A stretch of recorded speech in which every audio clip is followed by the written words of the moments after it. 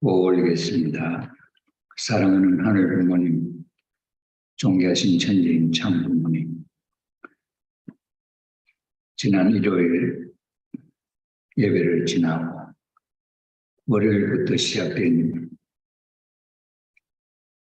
신경상국 제5지구 부산 울산 대교구 동부산교회 각 교회의 교회장을 중심 삼고 야간 7일 원리 세미나와 부흥회를 실시하는 뜻깊은 날이 시작되어 창조 원리를 중심 삼은 행복의 원리 첫날 공부하였고 타락으로 말미암아 불행한 세계가 되게 된 이 현실 세계를 돌아보는 다락론을 공부하게 되었고 3일째는 복귀 원리의 정말 복된 내용들을 살펴보는 귀한 한날을 갖게 되었사옵니다. 그리고 4일째 재림론을 중심 삼고 한민족 앞에 소망과 희망의 메시지가 주어지게 된 것을 살펴보는 귀한 날이었사옵니다. 오늘은 제5일째로 참 아버님의 생애를 살펴보면서 어찌하여 아버님이 재림주 메시아가 되며 독생자가 될 수 있으며 어떠한 승리를 경륜하시고자 하시는지에 대한 내용을 살펴보는 또한 귀한 시간이 되겠습니다. 내일이면 참 어머님의 생애노정을 통하여 독생녀 참 어머님 성원식을 통하여 참 부모의 소원을 성취하시고 탄감 복귀 승리의 길을 걷기 위하여 친히 지옥의 밑창으로 내려오셔서 타락한 인류와 더불어서 구원의 승리의 발걸음은 죄악과는 아무런 상관없는 존재로 오셨지만 이 죄악의 인류를 구원하시기 위하여 홀로 십자가의 고통과 같은 어려운 탕감의 노정을 네 분이 어렵게 그러나 승리의 발자취로 2012년 기원절 2013년 1월 13일 기원절을 선포하기까지 얼마나 많은 시련과 고난의 나날들이었사옵니까? 13 자녀 가운데 저희들이 책임 다하지 못함으로 말미암아 그 아들들을 희생의 제물로 내어놓으시고 인류를 구원하시기 위한 승리의 노정을 걸어오셨습니다. 눈물도 흘리지 못하시고 괴로워도 하지 못하시며 사탄을 사랑했다고 하는 조건을 세우시고 자연 굴복시키기까지 1999년 3월 21일 자연 굴복 사탄 누시엘 마귀 왕이 참 부모님 앞에 스스로 자연 굴복함 잃어버렸던 모든 내용들을 하나하나 찾아 세우는 승리의 노정을 마무리 지으셨던 내용이 있사옵니다. 얼마나 귀하고 귀한 발자취였사옵니까? 이러한 사연들을 어찌 세상이 다 알겠사옵니까?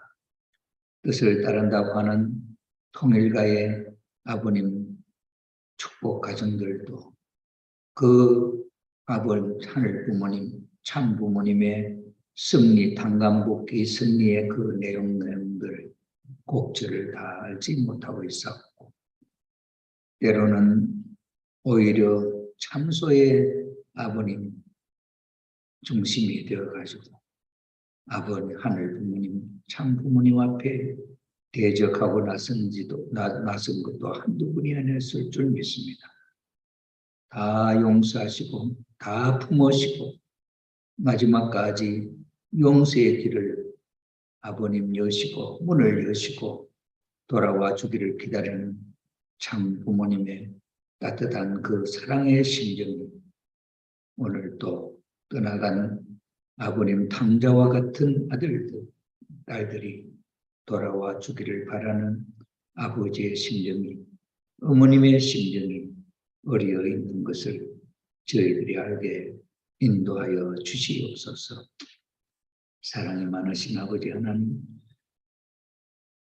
2027년 이제 신통일한국, 이 땅 위에 비로소 천일국을 실제로 안착시키기 위한 수고로운 발걸음을 재촉하고 있사오니 저희들도 동참하는 마음에서 참 어머님의 심정과 하나 되어가지고 지푸라기 하나라도 승리를 위하여 들어드릴 수 있는 자녀의 마음이 되어줄 수 있도록 인도하여 주시옵소서.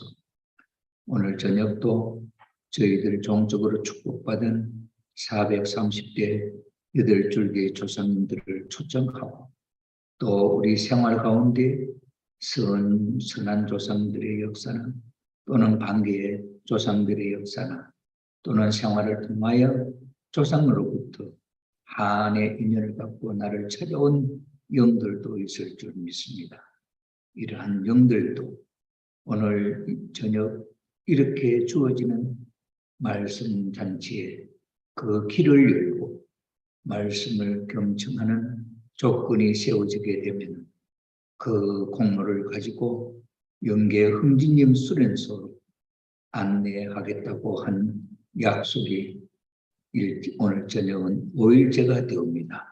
사랑이 많으신 아버지 하나님, 하루 이틀 사흘을 아버님 말씀을 듣게 되면 그것을 공로로 하여 천사를 동원해서 그 영들을 흥진님 수련소로 안내하고 입소하여 100일 특별 수련을 통하여 하늘 앞에 절대 선영의 모습으로 세워질 수 있는 생명의 길이요, 거기에 아버님 중생의 길이요, 거기가 축복의 길이요, 하늘 앞에 천복을 받을 수 있는 길이라고 하는 사실을 오늘 저녁에라도 깨달을 수 있도록 하여 주시고 은혜로운 시간이 되게 하여 주시기를 바라고 원합니다. 이제 시작하려고 하는 시간이 오니 이 시간 전체를 하늘이 맡아 주관하여 주시옵고 오늘 이 저녁에 참석한 사랑하는 자녀들, 이 자녀들의 이름을 일일이 당신이 기억하여 주시고 동참하는 자녀들 그 머리 위에 성령의 역사가 함께하여 조상님들과 더불어 하늘의 깊은 심정을 체험할 수 있는 이 시간 되게 하여 주시고 하늘 앞에 기쁨의 한날로 마무리 지어갈 수 있는 이날 이 시간 되게 하여 주시기를 바라고 합니다.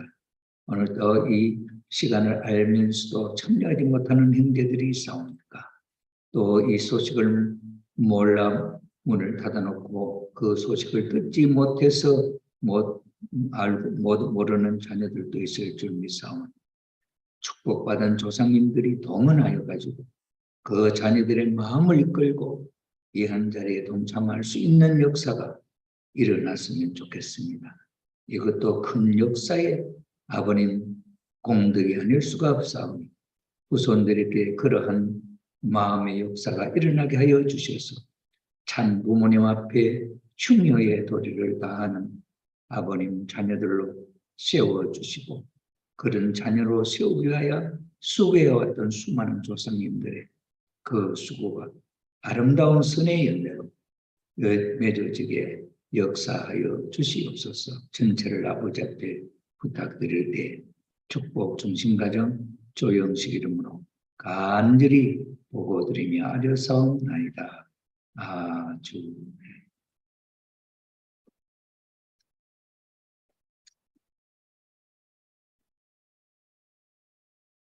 오늘 저녁에 현재로는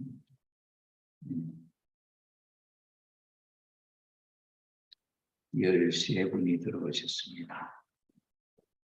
이나야 권사님 감사합니다.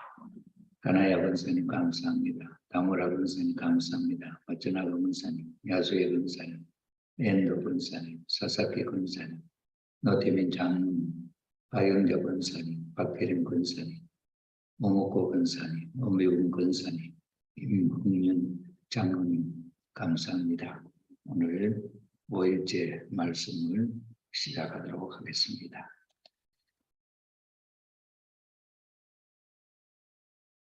오늘 말씀의 제목은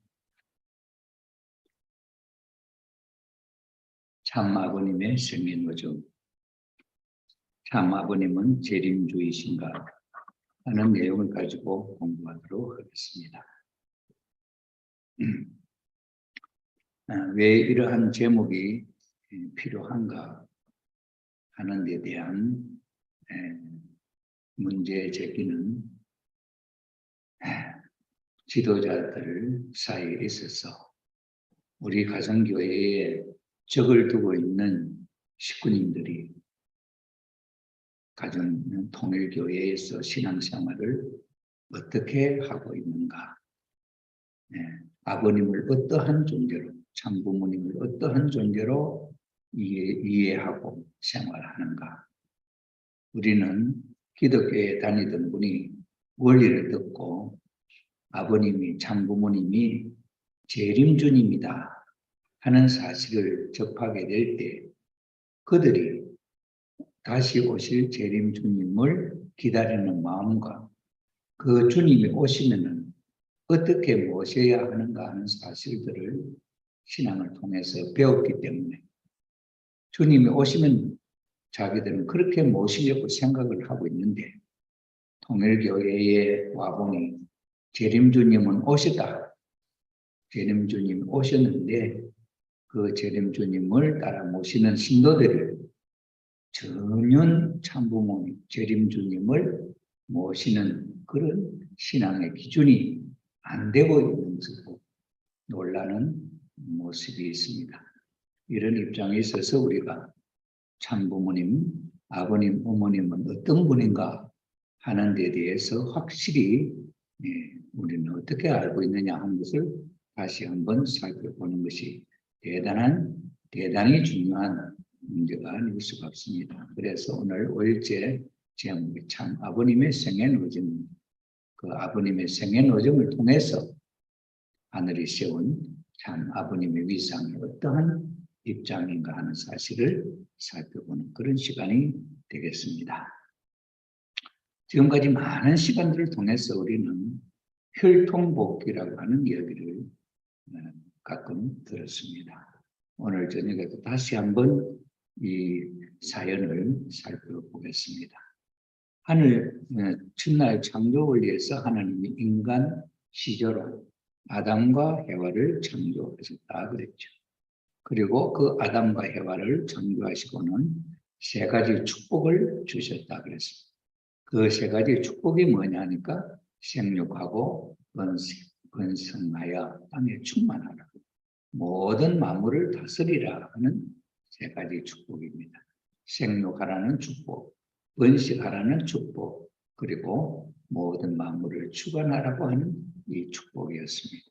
생육하라고 하는 것은 무엇이냐 할 때에 우리 개개인이 마음과 몸이 하나 되어야 되는데 그 마음이 하나님을 중심 삼고 하나님의 마음과 내 마음이 일체가 되었습니다. 그 하나님의 마음을 이해한 그 마음을 중심 삼고 몸이 그 마음에 의해서 실천함으로써 우리의 삶은 마음과 몸이 하나가 되었습니다.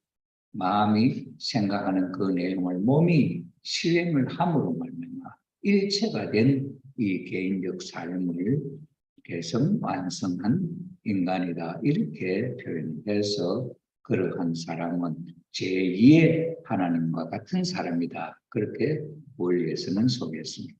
그렇기 때문에 그런 제2의 하나님이 된 사람을 보고 하나님은 기뻐하신다. 처음으로 제일 기뻐하는 하나님의 소원이 이루어진 모습이다. 하나님이 인간을 창조한 제1 목적이다 하는 것을 우리가 알면서 그 창조하신 목적은 바로 우리가 사는 첫째 인생에 사는 목적이다 하는 것으로 이해가 되었습니다. 그러한 인간이 개성만성한 하나님과 같이 된 인간이 남자와 여자가 상대 기준을 조성해서 하나님을 중심 삼고 부부가 되고 가정을 이루려고 할 때 그 두 사람에 있어서는 하나님이 주시는 가정의 이상이 있어야 되죠. 그 가정의 이상을 중심 삼고 개성완성한 아담, 개성완성한 해와는 이제 때가 되면 결혼할 수 있는 때가 되면 만유 원력에 의해서 그 작용이 일어나게 될 때 서로 이성을 찾게 되는 그 때가 되면 하나님을 중심 삼고 가정을 이루려고 하는 이상이 아담과 해와 사이에 이루어져야 하는 것이죠. 그래서 아담은 하나님을 중심 삼고 하나님이 가정 이상을 이루려고 하는 그 마음을 아담이 주체되는 아담의 남자가 그 마음을 이해하고 하나님과 하나 되어가지고 이 하나된 아담의 마음, 아담과 더불어서 대상될 해와가 그 이상을 중심 삼고 상대 기준을 조성해서 하나가 될 때 둘은 부부가 되고 부부가 되는 그 순간에 하나님이 그 인간 속에 들어오셔서 하나님의 실체로서 부부가 결혼을 하고 가정을 이루게 되는 것이다 그랬죠. 그렇게 되기 위해서는 하나님이 그 인간 속에 들어오셔서 축복을 받을 수 있는 그런 입장까지 성령하기 위해서는 조건을 주셨습니다. 하나님이 아담과 해와에게 따먹지 말라는 계명을 주셔서 그 계명을 지켜 21서 완성하면은 하나님이 직접 인간 속에 들어오셔서 결혼식을 하려고 하셨던 것이 하나님의 뜻이었다 그랬죠. 그런데 아담과 해와는 하나님의 그 뜻을 이루어서 선한 가정으로 성장하지 못하고 하나님의 말씀을 불신하고 해와는 천사장의 게임에 빠져서 타락하게 되었습니다. 이 타락으로 말미암아 빚어진 사건은 모든 그 구성 인류의 역사는 비극의 역사, 불행의 역사, 지옥의 사는 고통의 역사, 삶으로서 시작되게 된 인류 역사를 둘째 날 타락론을 중심 삼고 우리는 살펴보았습니다. 그러한 타락으로 말미암아 인간의 지옥에 떨어져 있는 인간이지만 하나님은 이들을 구원하신다, 단감복귀해서 구원하신다 하는 사실을 우리는 3일 저녁에 살펴보았죠. 자, 그러한 구원 섭리 역사가 아담 가정으로부터 시작해서 노아 가정, 아브라함 가정, 이삭, 야곱을 거쳐서 이런 역사가 전개되었습니다. 이렇게 전개된 내용들이 어디에 기록되어 있냐니까 창세기 성경의 구약 성경 축제 창세기에 기록되어 있는 내용들이었죠. 이러한 내용들이 그냥 아담 가정에 대한 이야기, 노아 가정에 대한 이야기, 아브라함 가정에 대한 이야기, 이러한 삶의 이야기가 편편으로 되어 있는 그 내용이 어떠한 의미를 갖고 구원 역사에 관여하고 있었느냐 하는 데 대한 사실을 몰랐습니다. 그래서 그것을 몰랐기 때문에 2000년 전에 오셨던 예수님이 하나님의 독생자로 타락한 인류를 혈통복귀를 해서 하나님의 자녀의 자리에 세워서 찾은 아들, 비로소 처음 찾은 아들, 그래서 이름을 독생자라 이렇게 예수님께 이름을 붙였습니다. 이러한 섭리가 있었는데 아무도 몰랐죠. 그 몰랐던 사연을 단감복귀 섭리로 참 아버님을 통해서 이것이 어떠한 사연이 있고 어떠한 뜻이 있고 어떠한 의미가 있는 역사의 기록이냐 하는 사실을 비로소 아담, 노아, 아브라함, 이삭, 야곱을 중심 인물들을 연결시키면서 그들의 살아온 삶이 하나하나로 별개로 떨어져 있는 것이 아니고 연결되어 있다 하는 것을 우리는 이해하게 되죠. 이것을 우리는 뭐라고 표현을 하냐면은 시대적 중심 인물이 먼저 시대에 조상들이 닦아놓은 그 공을 혜택을 입는다. 후손들이 다음에 세워지는 중심 인물이 그 혜택을 입는다 하는 것으로 소개를 하고 있습니다. 이것이 누가 발표했느냐. 참 부모님이 아담 해와 타락함으로 말미암아 그 하나님이 주신 그 복과 원리를 다 잃어버리기 때문에 잃어버린 그 원리를 참 아버님이 찾으셔서 이들의 삶 속에 어떤 사연이 있는지를 탄감복귀의 시각으로 한 가정 한 가정을 소개하게 되었던 것입니다. 그런 사연 속에 우리가 보면은 아담 가정에 있어서 아담과 해와가 타락했어요. 타락함으로 말미암아 지옥에 떨어졌습니다. 그러나 그 떨어진 자리가 아무런 선악간의 행위를 하지 않은 상태에 있어서는 중간 입장에 놓여져 있었어요. 중간 입장에 놓여져 있기 때문에 이 비원리적인 이 존재를 하나님도 원리적인 존재로 상대할 수 없고 사탄도 이 존재를 하나님이 창조주로서 창조주인 것을 알기 때문에 이 사탄도 이 타락한 인간을 마음대로 어떻게 할 수가 없는 것입니다. 이것이 중간 입장에 놓여져 있는 상태입니다. 그래서 이 아담 가정에서 선의 조건을 세우면 그 첫 행위가 선한 조건을 세우면 하나님 앞으로 갈 수 있고 악한 일을 하게 되면 사탄 것이 되게 되는 그런 결정 지을 수 있는 일을 하나님이 하는 것도 아니고 사탄이 하는 것도 아니고 누가 하느냐? 우리 인간 스스로가 그러한 행동, 그러한 결실을 자기 스스로가 생각하고 실천하는 것이 그런 결과를 가져오게 된다 이 말이죠. 내 마음속으로 선한 일을 하면은 그것으로 해서 하나님이 나를 데려갈 수 있고 내가 하나님의 뜻과 반대로 내 마음대로 그것을 내 마음대로 행동하게 되면은 나는 사탄이가 취하여 갈 수가 있습니다. 우리가 영화에 보면 천국보다 아름다움이라는 영화를 보면 그 주인공을 악하게 해서 죽이지 않습니까? 그럴 때 그 사람이 갖고 있었던 돈이라든지 이것을 악한 사람이 막 가져가려고 그러지. 그럴 때 그렇게 살아온 그 사람은 죽을 때 갑자기 어두운 악마가 나타나고 싹 빼고 가요. 그럴 때 막 비명소리를 지르는 모습 영화에 표현되어 있지. 그걸 이제 영통하는 사람들이 그 영화를 보고 제일 연기에 대한 실상을 가장 비슷하게 표현한 영화다. 이렇게 연기를 하는 사람들이 표현한다고 합니다. 그런 면에서 볼 때 내가 이 세상에서 살 때 그렇게 억울하게 죽은 사람은 착하게 살았기 때문에 지옥을 안 가고 그러나 한이 있기 때문에 아직 연계도 못 올라가고 그 문제를 해결하려고 지상에 남아있습니다. 빛에서 끌어올라가려고 할 때 그게 처음에 따라가지 않고 그래서 그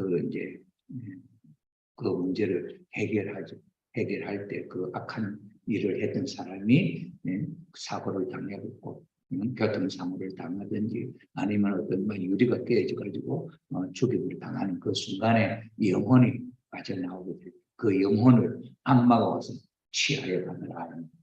그러니 이 땅에 사는 내 삶이 어떻게 살았느냐에 따라서 그것은 내가 산 그 삶의 결과를 가지고 하나님이 데려가느냐 사탄이 데려가느냐 하는 모습을 잘 보여줘.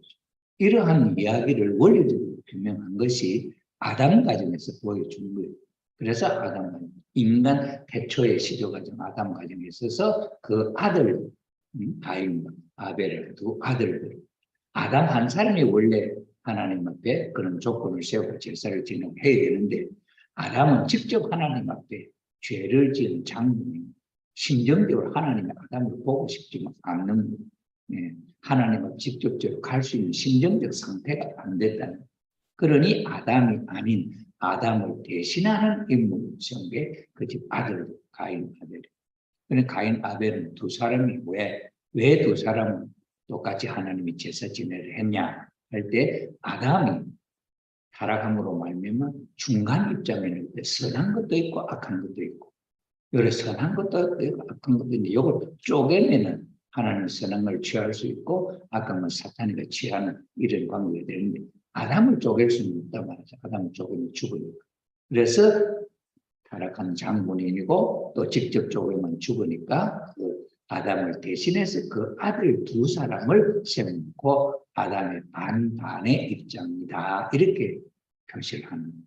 그리고 그 두 아들을 세우는 사탄도 인정하고 하나님도 인정합니다. 저 두 사람 중에 하나는 악한 편이고 하나는 선한 편이다. 이거죠.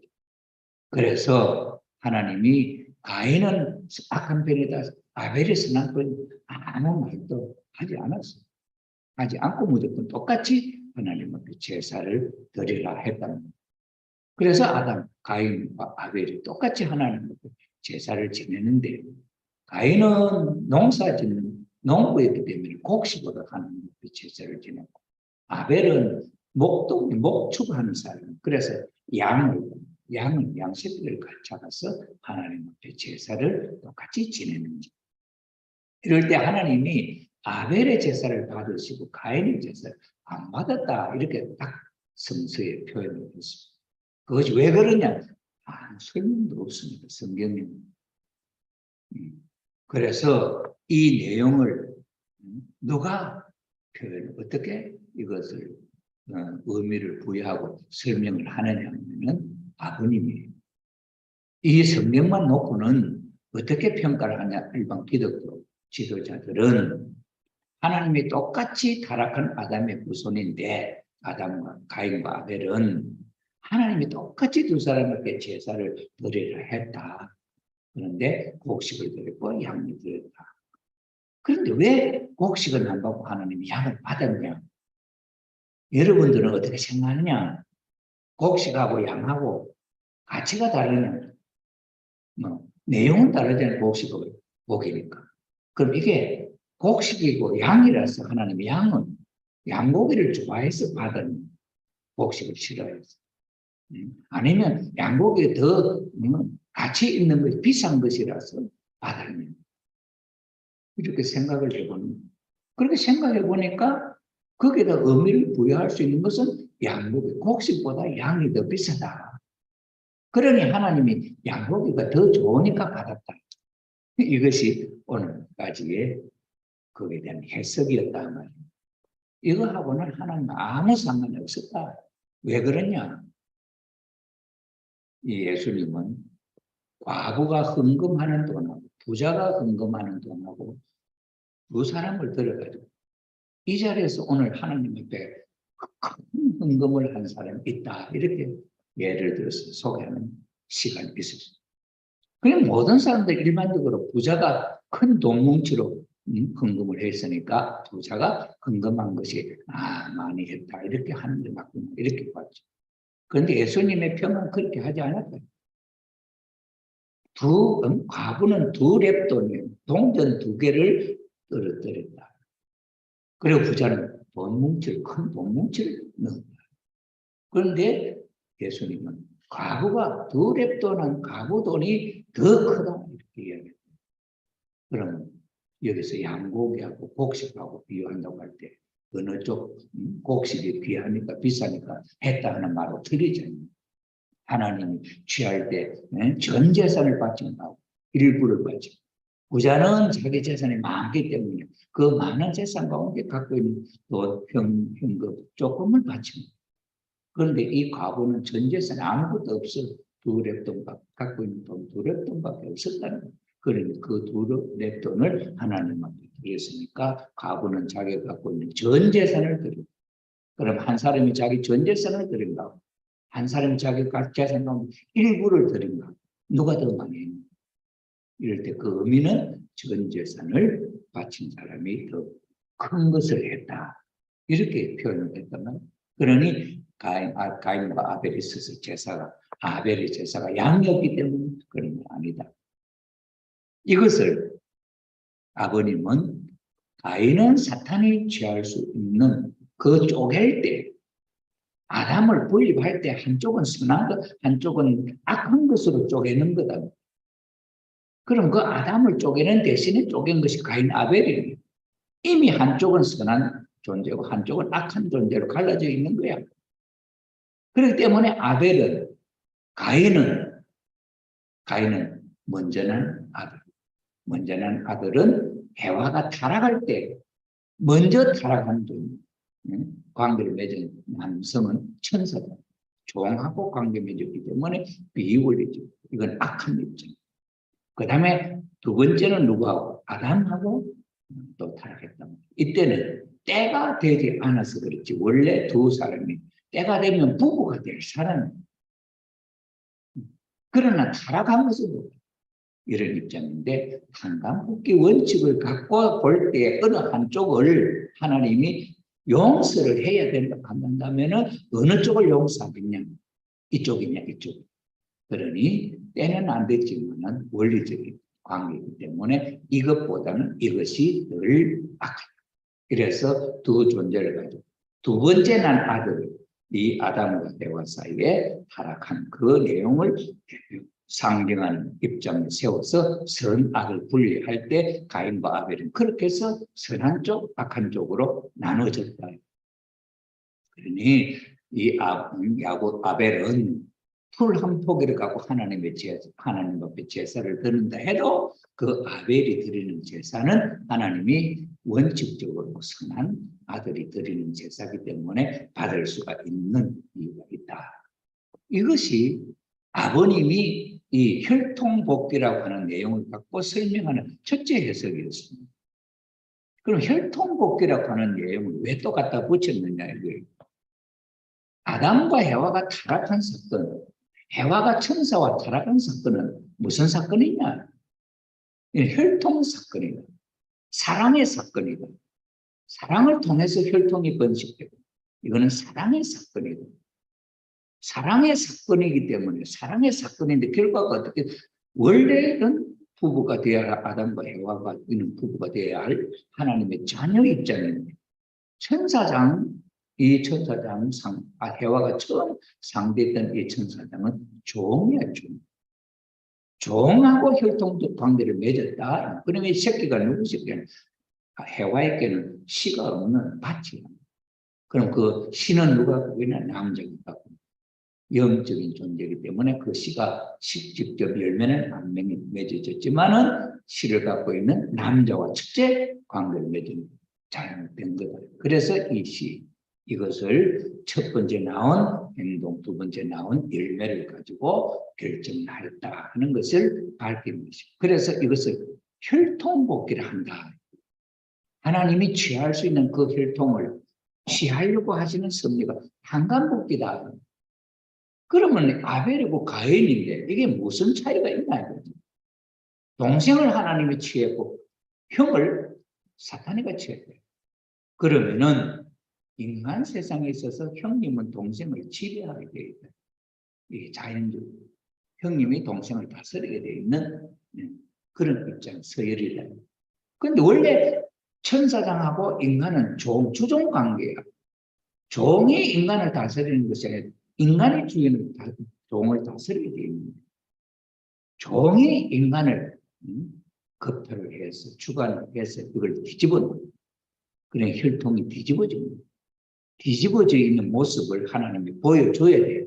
그걸 다시 복귀한다는 것이 뭐가 눈에 보여야 되는 인간 눈에. 그것이 바로 형님과 동생 사이의 위치를 그렇게 정했다. 원래는 형님이 인간을 주관하는 원칙입니다. 인간이 종한테 주관을 받았기 때문에 형님 밑에 동생으로 출발을 했다. 그러면 본래 자리를 복귀한다는 거는 이 동생이 형님의 자리를 복귀하는 것이 돼야 이게 혈통이 잘못된 것이 바라진다. 이렇게 인간 생활에 보여지는 예로 나옵니다. 그런 내가 일어나느냐 하는 걸 보잖아요. 자, 그런데 가인이 아벨을 죽여버렸습니다. 하나님의 선의 혈통이 연결이 안 됐다면 그래서 이 아벨 대신에 하나님은 셋을 세워요. 세 번째 아들을 세워서 또 이렇게 혈통을 연결시켰다. 셋의 후손 가운데 10대 노아라고 하는 사람이 있죠. 그래 노아는 하나님 앞에 방주를 더 지어가지고 120년 동안 방주를 지었어. 그때 홍수 심판을 해요. 인류를 심판하고 선한 하나님이 지었어. 그래서 그때도 이제 이 세상을 선한 인간, 악한 인간을 쪼개야 되겠다. 그럼 전 인류 인간들이 여기 아담 가정에는 단 아담 가정밖에 없었고 아들 둘밖에 없었다. 그러니까 이게 분별이 되는데 노아 때는 1600년이 지나면서 인간들이 많이 불어났어요. 그럼 불어난 이 인류를 선으로 악으로 하나님이 취할 수 있는 존재, 사탄이가 취할 수 있는 존재로 쪼개야 된다. 그러면 어떻게 하겠느냐. 그래서 하나님은 방주를 가지고 쪼개는 그 방법을 방주를 가지고 믿고 안 믿는 것을 가지고 표시를 합니다. 그래 방주를 120년 동안 노아가 지어가지고 40일 일주일 동안 외치죠. 방주로 타라. 앞으로 홍수가 심판이 나오면서 인류는 죽는다. 그래서 세상 사람들 아무도 안 믿는 거예요. 노아의 8가족만 그 배에 탔다. 그래 노아의 8가족 믿는 8가족하고 안 믿는 세상하고 딱 쪼개는 거야. 40일 홍수 심판. 이래서 세상 인류는 다 죽어버렸습니다. 그럼 노아의 8가족이 하나님이 택한 선한 가정이죠. 근데 이 선한 가정이 전체가 아버지의 마음하고 자식의 마음이 하나 되어야 된다. 그 모습은 어디서 보여주냐 하니까 아담 가정에서. 아담 가정에서 원래 아담하고 아벨이 하나 되어야 됩니다. 이건 아담은 하나님 앞에 쓸 수 없는 죄인이 되어가지고 아담을 대신해서 아벨이 씁니다. 그러니 이 아벨의 자리는 아버지를 대신하고 자기 아벨의 자리고 두 가지 가치를 갖고 있는 존재였어요. 그러니 이 제사를 드릴 때는 아버지 입장에서 드립니다. 가인 아벨과 관계를 보면 형님 동생의 아벨이죠. 이런 입장이 있었는데 노아 가족에서는 아버지 있고 아들 가인, 셈, 함, 야벳의 세 아들이 따로 있었다. 그러니 이 아들들하고 아버지의 마음이 하나 되어야 되는 거예요. 그 아버지의 마음이 하늘이 세워서 120년 동안 믿음을 갖고 있는 아벨 입장이니까 아버지는 하나님과 하나 되는 거예요. 그 밑에 아들들이 쪼개는 입장에 있어서 아버지의 선한 그 마음을 갖고 있는 아들이 둘째 아들 함이어야 된다. 왜? 첫째 아들은 사탄 편에 세워진 인물입니다. 그거는 이미 아담 가정에서 정해졌단 말이에요. 그러니 이 둘째 아들 함이 아버지의 마음하고 하나 되어야 됩니다. 그런데 아버지가 술을 잡수고 벌고 누워 있는데 그것이 아버지가 어떤 의미를 갖고 그렇게 있느냐 하는 거예요. 아들은 모르죠. 그런데 아들은 자기 생각을 벌거벗고 누워있는데 보니까 부끄럽다. 왜? 며느리들도 있고.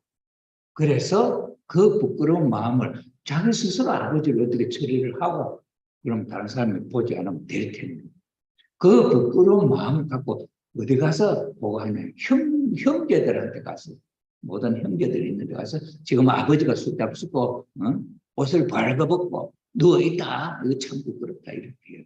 그러니까 어디에 보자고 형제들이 와서 보니까 진짜 아버지가 벌거벗고 누워있더라고요.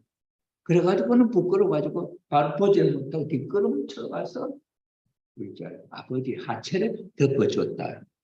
여기서 하나님이 노하는 역사이거든요. 왜 노했을까? 아들들이 잘하는 일 아니냐? 아버지가 벌거벗고 누워있으니까 옷 덮어줬는데 뭐 잘못된 거냐?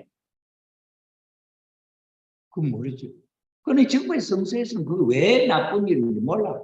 함이 왜 저주받을 일인지 몰라. 그런데 누가 이것을 해석을 하느냐? 아버님. 이것은 아버지의 마음하고 자식의 마음이 하나 안 됐다. 그럼 무엇을 하겠냐? 노아 가정은 아담 가정을 대신하는 가정이기 때문에 하나님의 아담 가정에 있어서는 벌거벗고 살아도 부끄러운 일 먹고 살았다. 그런데 언제 부끄러움을 알았냐?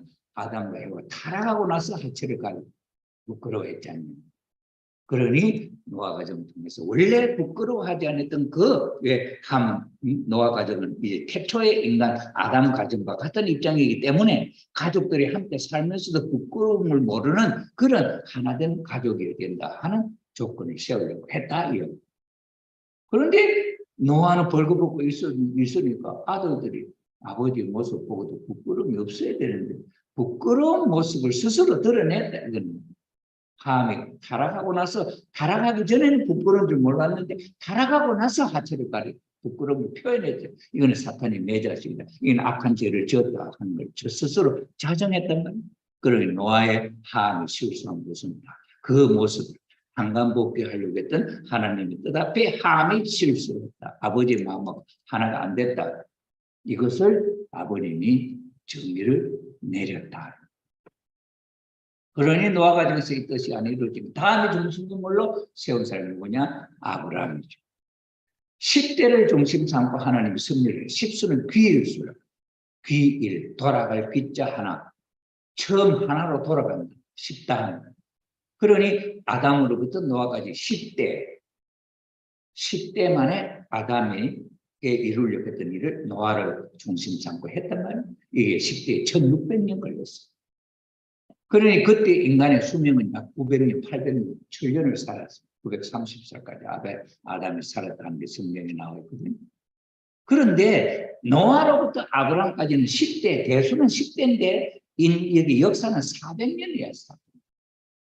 여기는 10대 1600년, 여기는 10대 400년. 엄청 줄었잖아요.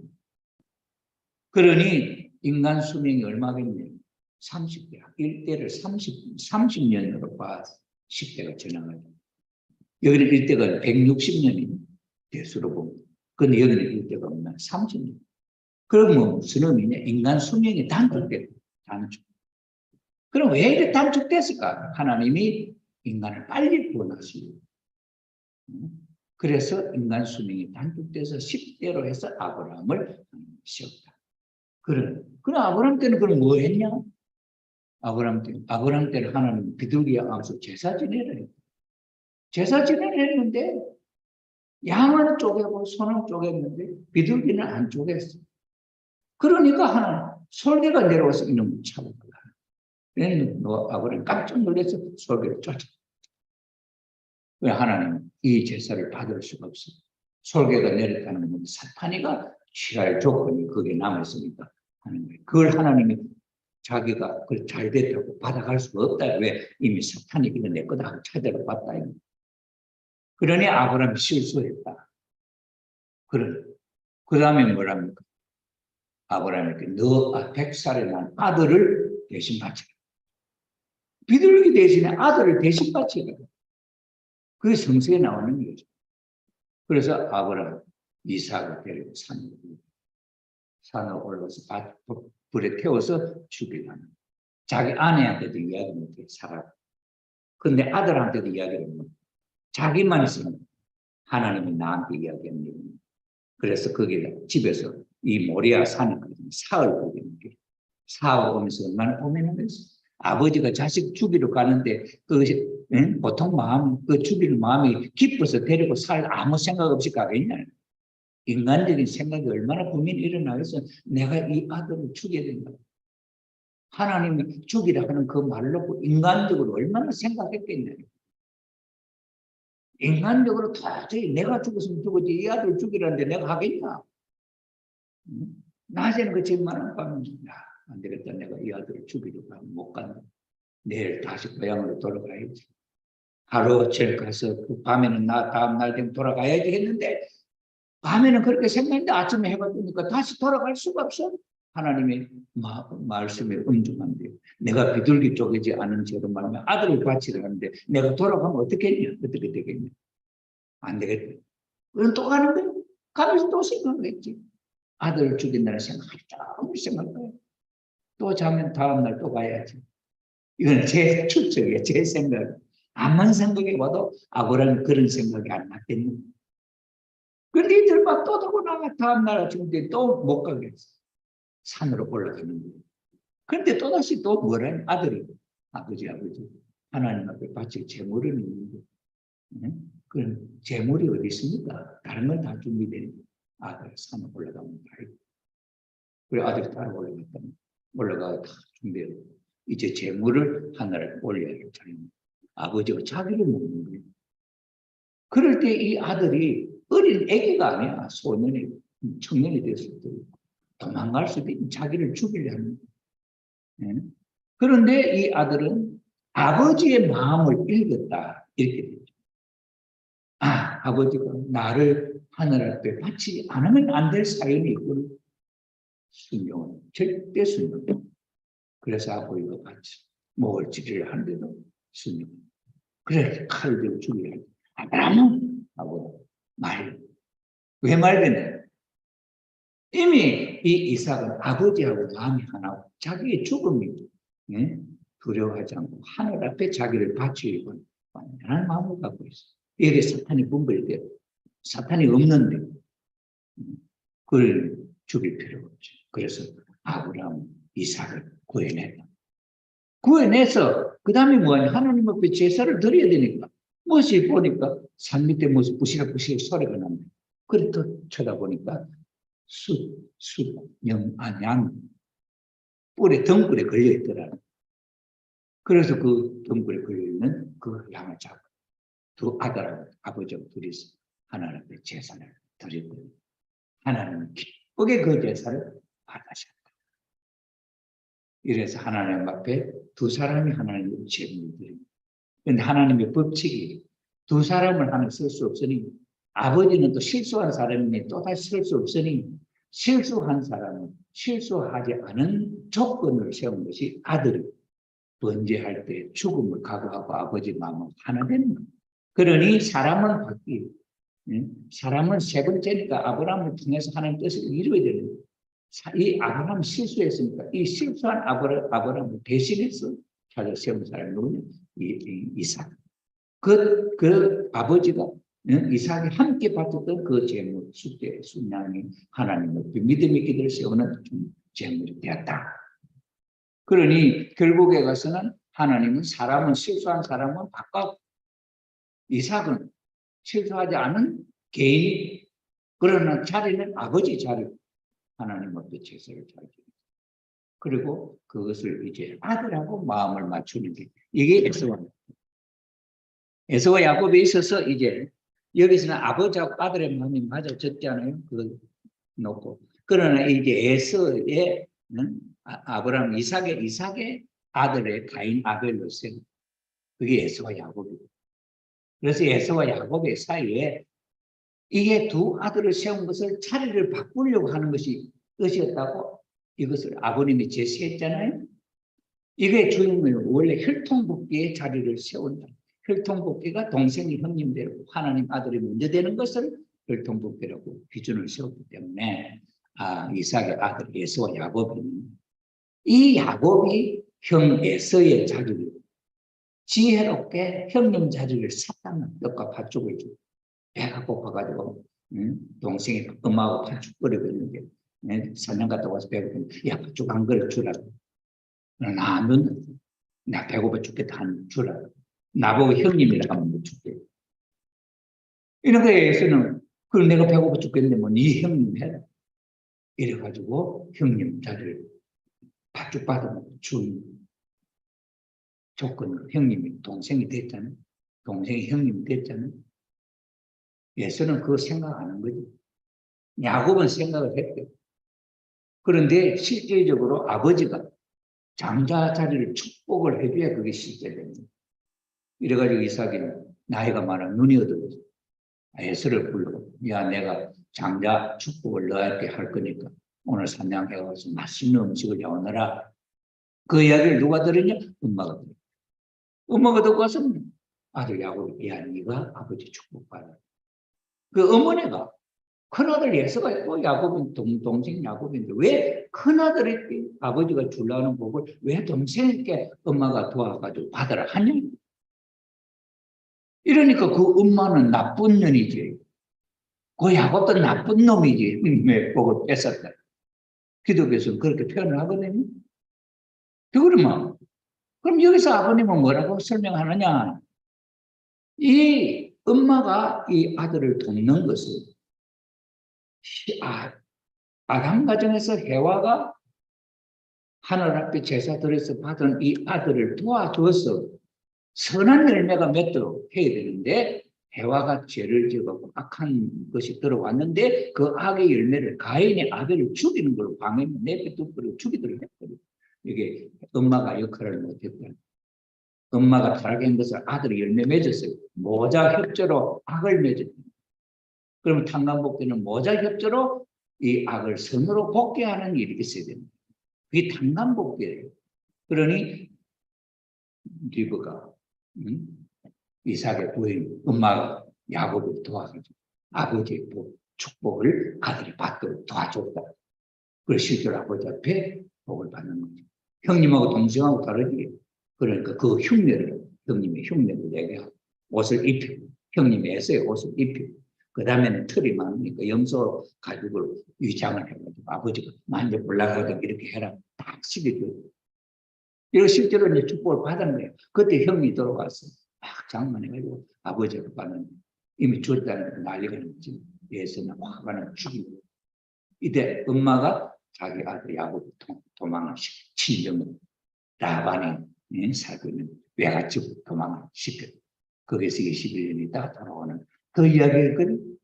그러니 이 야곱은 이제 형님 자리는 샀는데 형님 죽이려고 하는 거예요. 가인이 아벨을 죽였던 그 현상이 벌어졌단 말이에요.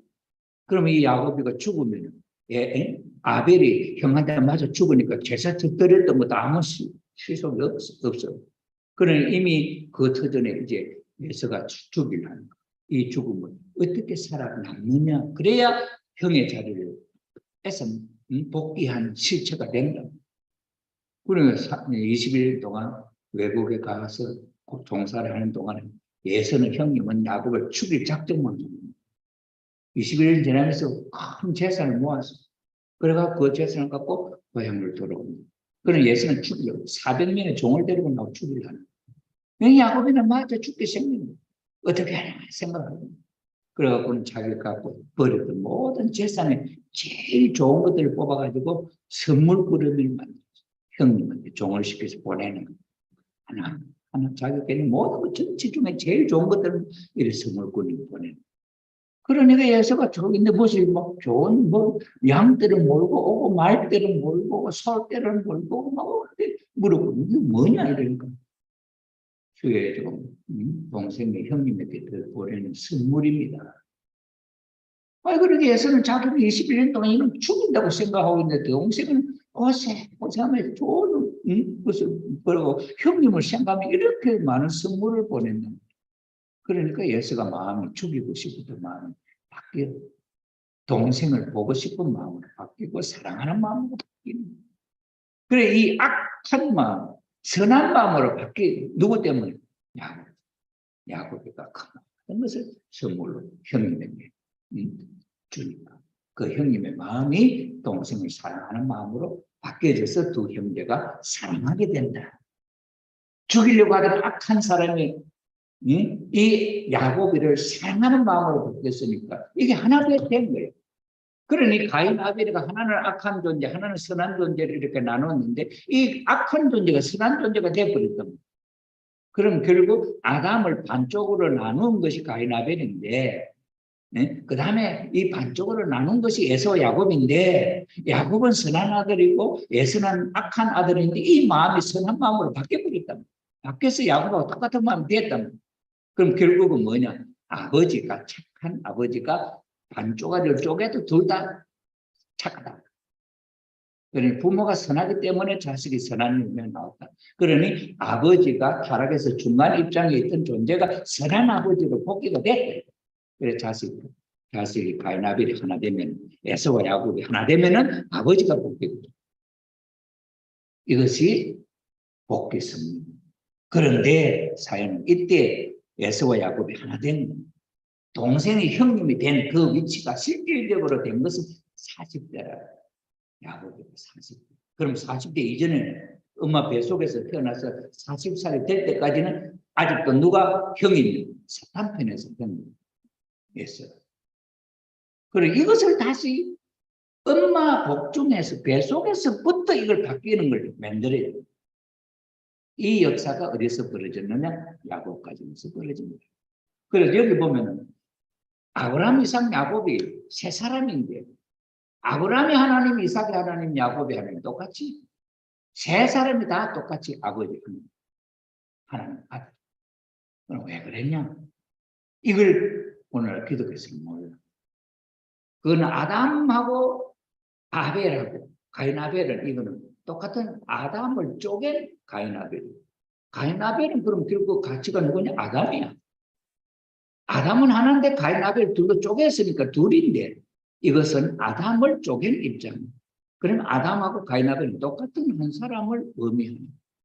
그런데 아브라함, 이삭, 야곱은 아브라함이 실수했던 그 자리를 이삭이 잃어버려. 그래 아브라함과 이삭은 한 사람이에요. 그 아들 가인 아벨이 또 하나님, 세 사람이 하나다. 그래서 3대 아브라함의 하나님, 이삭의 하나님, 야곱의 하나님. 이 이야기를 설명하는데 오늘 기독교에서는 왜 그런지를 아직도 확실히 알지 못한다. 사장님,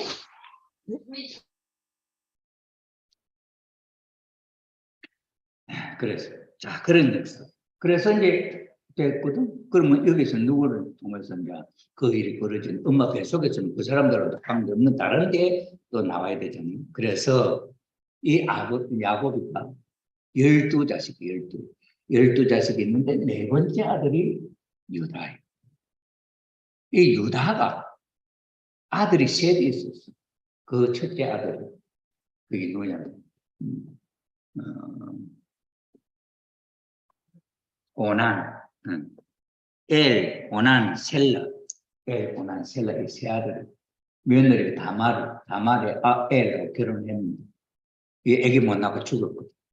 그러니까 이스라엘 유대민족 통습이 맏며느리는 그 둘째 아들을 또 결혼해갖고 아들을 낳으면은 형님께를 이어서 가고 둘째 아들 또 다시 새 장가를 가고 그렇게 되는데 이제 엘이 애기를 못 낳고 죽었습니다. 다말이고 누구하고 결혼하냐? 아버지가 오난하고 결혼시켰단 말이에요.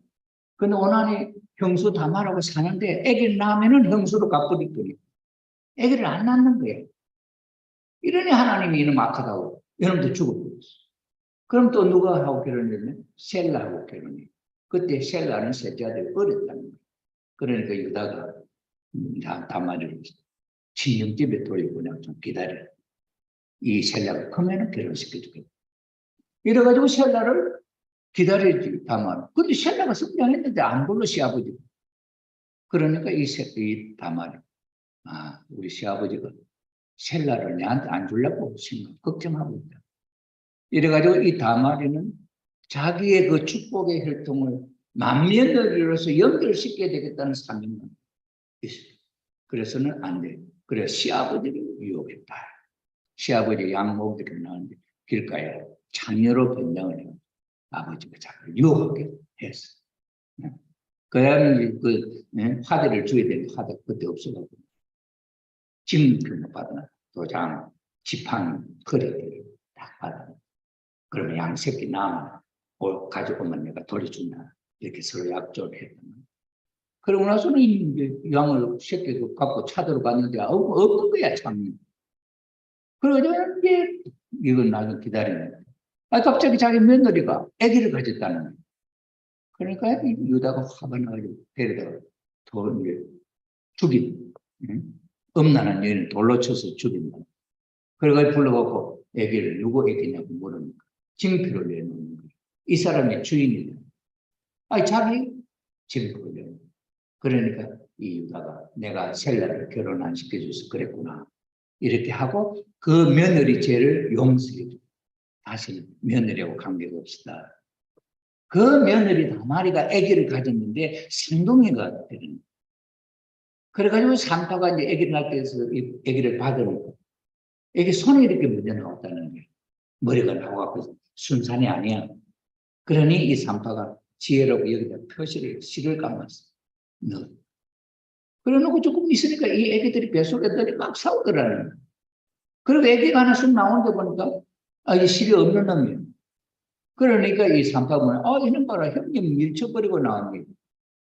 그래서 이름을 베레스가 베레스는 동생이 형님을 밀쳐버리고 먼저 태어났다는 뜻을 갖고 있다. 그리고 이제 원래 세상을 먼저 봤던 동생이 되고 동생이 형님이에요. 저 사건이 왜 저렇게 생깁니까? 저 사건은 며느리와 시아버지 사이에 일어난 불륜의 사건. 성경책은 거룩한 성경책이잖아. 성경이니까. 그런데 저런 엄난한 이야기를 여기서 쭉 실어난 거기 70인들의 학자들이 모여갖고 성경, 좋은 성경, 경전, 그 다음에는 외경 이렇게 분류할 때 저런 이야기는 지워버릴 수도 있다. 여러분 가정에 족보를 만들 때 시아버지 며느리가 이래 아들 낳았다고 그 족보에다 기록하겠습니까? 인간도 그렇지 않는데 성경책에는 저렇게 기록되어 있지. 저 이야기는 어느 누구도 저 이야기를 갖고 해석을 못해. 그래서 아버님이 저 문제를 드러내서 봐라. 엄마 뱃속에서 형님 동생이 바뀌었지 않냐. 이것이 혈통복귀다. 그래서 이제는 엄마 뱃속에서부터 둘째 아들이 하나님의 아들이 먼저 태어날 수 있는 것을 찾았다. 그러니 다음에는 이제 하나님이 첫 아들 태어나면 이거는 내 자식이다 할 수 있는 조건이 회복이 됐다. 이 설명을 누가 설명했나? 아버님. 마리아의 이야기에 이거 없었으면 복중에서 형님 동생 바꾸는 이 혈통복귀의 마무리를 어떻게 설명할 수 있겠냐? 저것이 기록되어 있다. 이래서 하나님이 사탄이가 먼저 이 세상 인간을 통해서 지배해서 자녀를 번식하려고 했던 그 뜻이 가인으로부터 시작됐는데 이걸 뒤집어 복귀를 해서 하나님 아들이 먼저 태어나는 조건을 비로소 찾은 때가 베레스입니다. 그러니 여기는 이제 상둥이가 되어서 아직까지 실체가 하나님 아들로 먼저 태어난 아들이 있는데 다음에 누가 태어나느냐 이러한 혈통을 통해서 이제 요셉 마리아가 세워지죠. 요셉이고 마리아가 세워질 때는 이미 아브라함으로부터 예수님까지 태어날 때까지 이 역사가 2000년의 역사가 지난 1930년 2000년의 역사가 지나가고 마리아 요셉이라는 사람이 세워졌다. 이 마리아와 요셉이 어떤 사이냐? 사탄 세계에서는 참 유대인들 중에서는 참 착한 사람이에요. 이 두 사람이 약혼을 해요. 결혼을 하고 기다리고 있는 사람. 이때 누가 나타나냐? 가브리엘 천사가 나타납니다. 마리아에게 아기 낳는다. 하나님의 아들을 낳는다. 그러니까 마리아 깜짝 놀래. 나는 약혼한 요셉이가 있는데 내가 어떻게 아들을 낳느냐? 요셉아 결혼도 안 했는데 하나님의 역사로 낳는다. 그러면 이 마리아가 그 말을 어떻게 들었냐? 가브리엘 천사장이 자기에게 와서 하나님 아들 낳는다 하는 이야기를 어떻게 들었냐?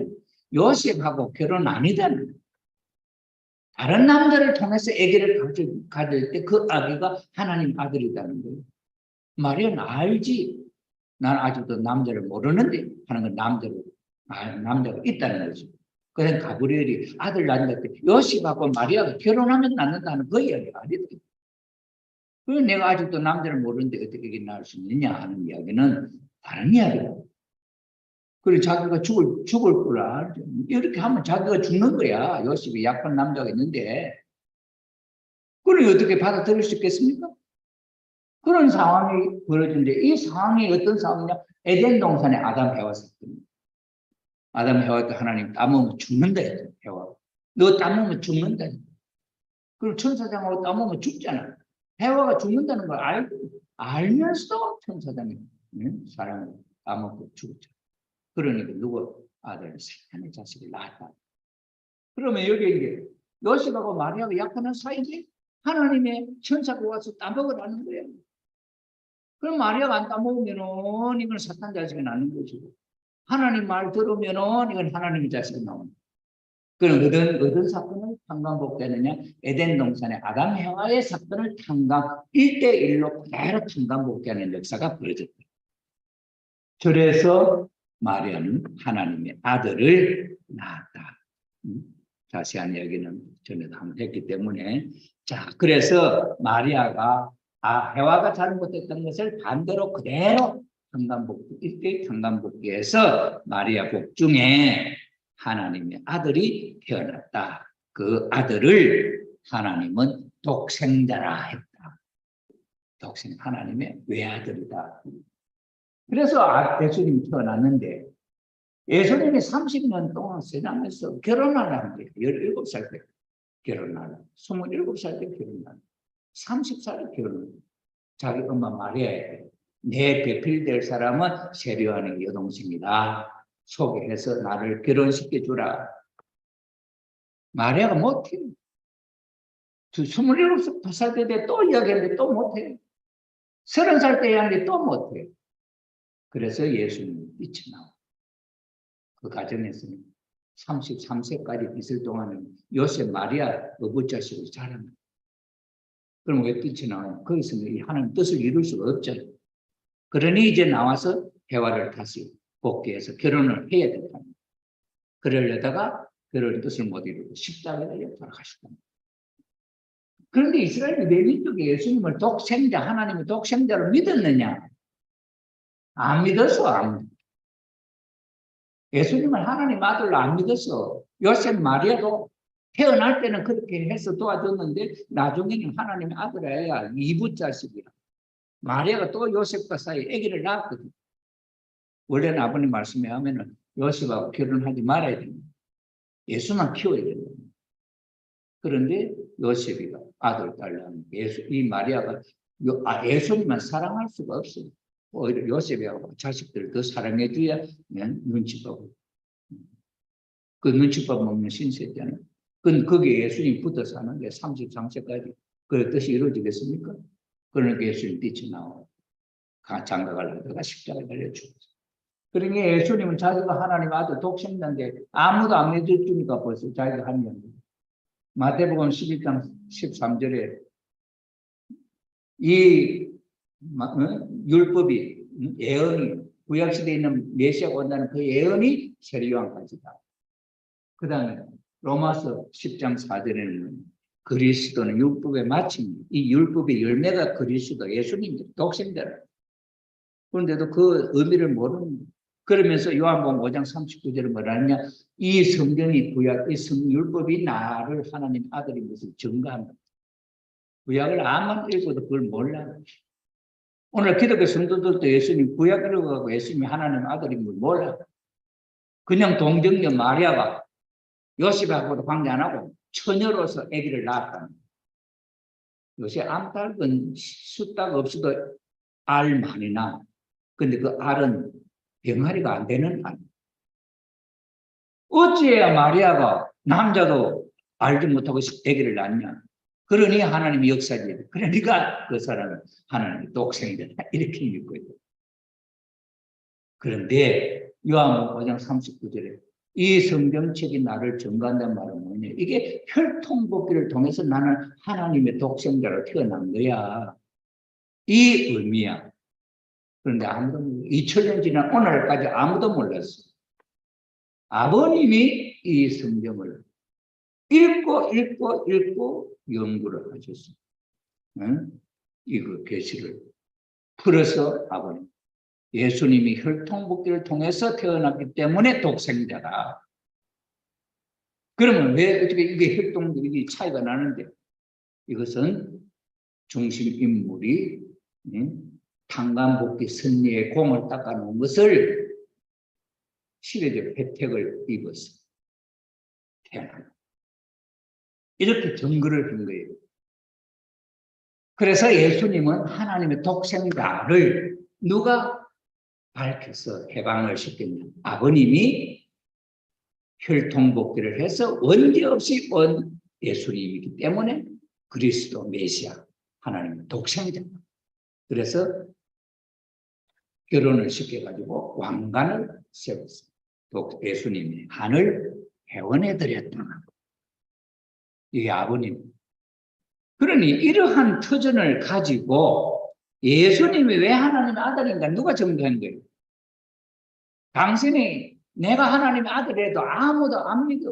몰라. 2000년 지난 오늘까지 기독교 성도들 아무도 몰라. 그냥 동정녀 처녀가 아기를 낳기 때문에 하나님 아들이 이를 믿고 있다. 그런데 아버님은 아니야. 혈통복귀를 통해서 이렇게 된 거야. 혈통복귀에 대한 비밀을 밝혀내십니다. 그러면 이제 아버님은 어찌해서 재림 메시아가 될 수 있냐? 그 역사적인 얘기입니다. 예수님이 메시아로 인류에 참 부모로 오셨는데 결혼을 못했잖아요. 결혼하려고 하다 죽었잖아요. 신랑 신부의 소원이 어디로 어린 양 잔치를 못해 십자가를 돌아가셨죠. 그러니 이스라엘 유대 민족은 아담으로부터 예수님까지 탕감복의 신비에 연결되어서 이렇게 마무리를 지으려고 했는데 예수님 돌아가시니까 다시 오마해서 예수님이 연장된 그 바톤을 이어가는 단체가 기독교. 자, 그러면 이제 이스라엘 유대민족, 이스라엘하고 이건 어디서 나오냐? 창세기 32장 28. 야곱이 야곱강입니까? 그 천사하고 실험을 해가지고 천사한테 이겼다 하는 이름을 받은 게 이스라엘에서 승리를. 그래서 믿음으로 승리한 민족, 후손이 이스라엘 민족, 이스라엘 유대 민족. 그래서 아브라함의 후손들이 하나님 앞에 세워둔 그 터전을 가지고 메시아를 맞이해서 모셔서 천국을 이루어야 될 민족이었는데 예수님을 잡아주겠다는. 그러니까 그 승리가 연결되어 있는 거예요. 다른 이방인들이 예수님의 가르침을 받아서 연명해 나가는 게 기독교. 그래서 기독교 제2 이스라엘이다. 믿음을 신앙적으로 상속받았기 때문에 그렇다. 자, 그래서 예수님의 십자가 죽음으로 말미암아 어떤 상황이 벌어졌느냐? 예수님을 중심 삼고 예수님 만약에 하나님 아들로서 결혼을 해갖고 천국을 그때 이룬다 하더라도 그러면 이 지구상에 살고 있는 인류를 어떻게 할 거냐, 어떻게 연결시킬 거냐. 예수님을 직접적으로 가르친 민족들은 다 그 성의 뜻을 알지만은 반개 민족들이 있잖아요. 반개. 중국에 있는 민족, 그 다음에 인도 사람들이란 이런 사람, 하나님을 모르잖아요.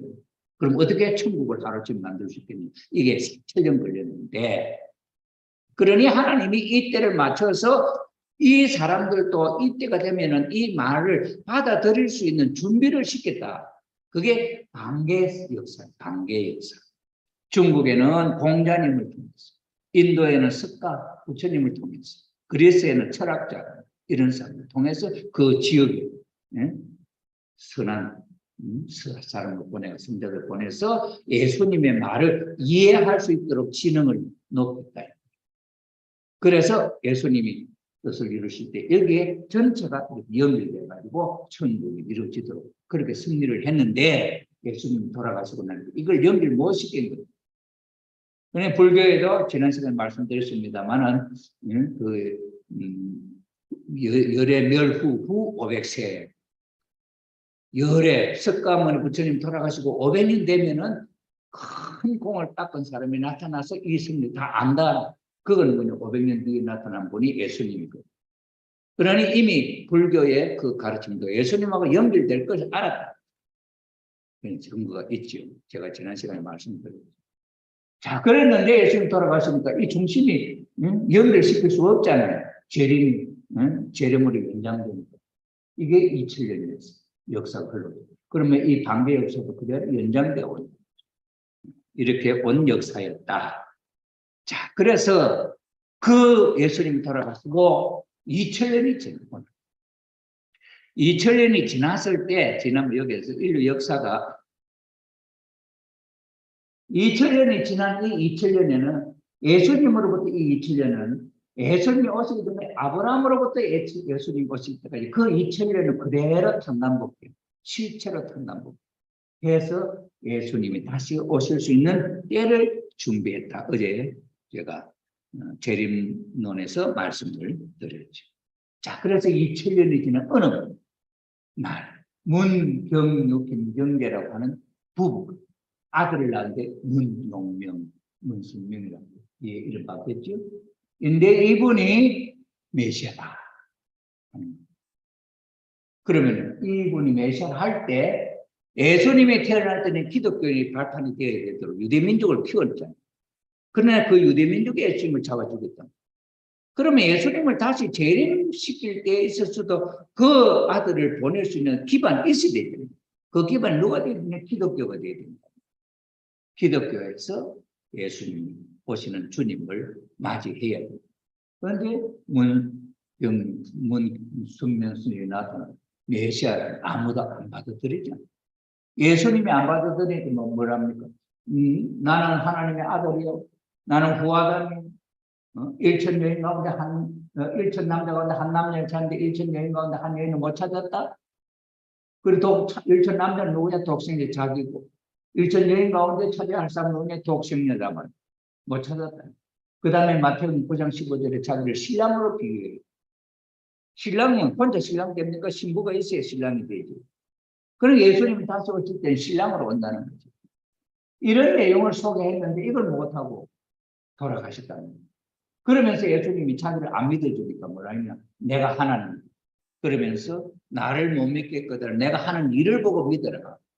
그러면 이적 기사를 행하고 인간으로 할 수 없는 일을 막 했단 말이에요. 그러면 저러면 하나님이 함께 하는 아들구나 이렇게 믿어야 될 건데 오히려 더 바알세불 마귀 사탄이가 붙은 사람인데 이렇게 막 비평을 했단 말이에요. 그러면서 하는 이야기가 내가 하는 일을 하면은 똑같아지고 친구가 되고 하나님 앞에 자녀와 같아진다 하는 이야기를 했죠. 그러니 저 내용을 가지고 봅니다. 아버님이 뭘 하느냐. 그러니 그 하는 일로 보아서 그 사람이 누군지를 알아야 돼. 그러니 아버님이 하시는 일이 뭐냐. 16세 부활절날 예수님 만나가지고 그 예수님의 사명을 받아. 그 다음에 40세에 성원식을 했어요. 예수님이 하고 싶은 일을 결혼을. 그래서 참 부부가 되고 참 부부, 참 가정을 만드는 것을 했다. 자, 그러면서 아버님 뭐냐. 자기 내가 하나님이다. 내 일을 믿으라 하는 경우 누구 할 때 문성명 선생님 마찬가지 자기 3대 생활 목표가 있었어요. 첫째가 뭐냐? 우주주간 바라기 전 자주간 완성. 그 다음에 제2의 하나님, 제2의 예수님이 되자. 그 다음에 베드로의 믿음과 예수님의 사랑과 솔로몬의 지혜를 소유하자. 이 세 가지가 생활 목표였어요. 그러면서 하시는 말씀, 나는 말을 할 때는 이미 나는 그 말을 이루고 나서 한다. 그러면 아버지가 이것이 내 생활, 3대 생활 목표였다 하면 이미 당신 스스로 세워갖고는 그런 실천을 해서 그걸 만들어 놓고 그렇게 되고 나서 말을 하는 거예요. 그러니 아버님, 내가 하나님이고, 내가 예수님이고, 제2의 예수님이고, 그렇단 말이에요. 그러니 이런 내용을 놓고 볼 때 문선명 선생이 재림주다. 어째서 재림주냐?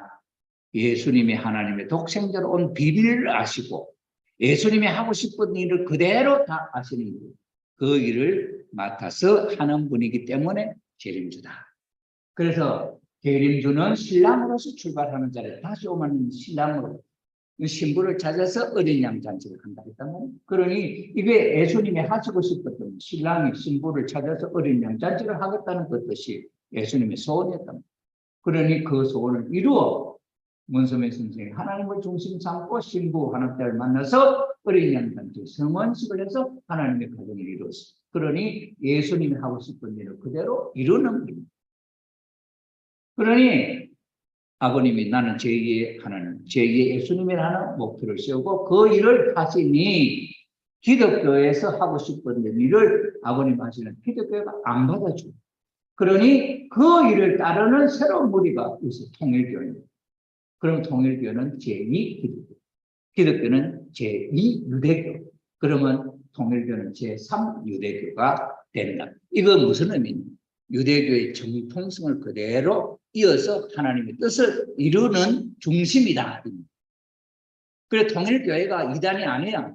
정통이다. 이런 아담으로부터 연결된 그 승리의 정체성, 정통성을 연결하고 있다는. 그래서 아버님이 교회 이름을 댈 때 세계 기독교 통일신령입니다. 기독교, 세계 통일, 신령으로 통일하는 교회. 이렇게 해서 아버님이 하시는 일로 와서 아버님은 재림주의 일을 하고 있는 분이다. 그래서 아버님은 태어나셔서 메시아로 간다는 걸 보십시오. 예수님 16살에 묘도산에서 예수님의 뜻을 이어받고 40세에 성원식에서 참부모가 되었다. 그 의미는 아버님이 메시아라면은 16세 때 그럼 뭐냐?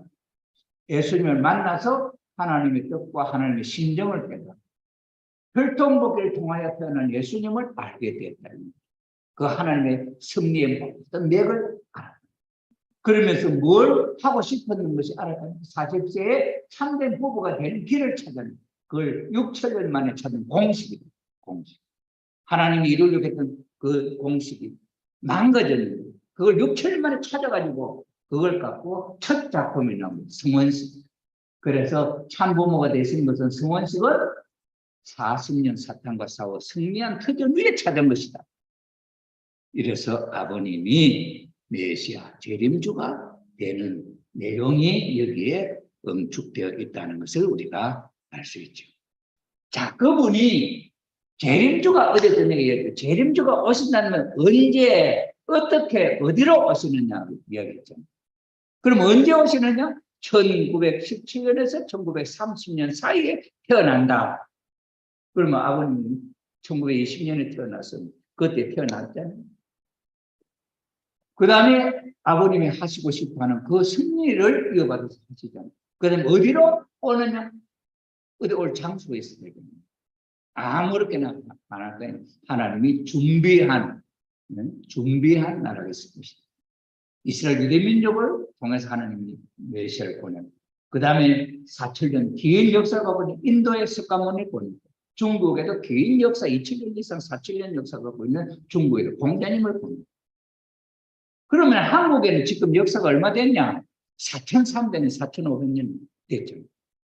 그러면은 이 긴 4,000년 이상의 역사를 갖고 있는 여기는 위인이 아무도 없었다.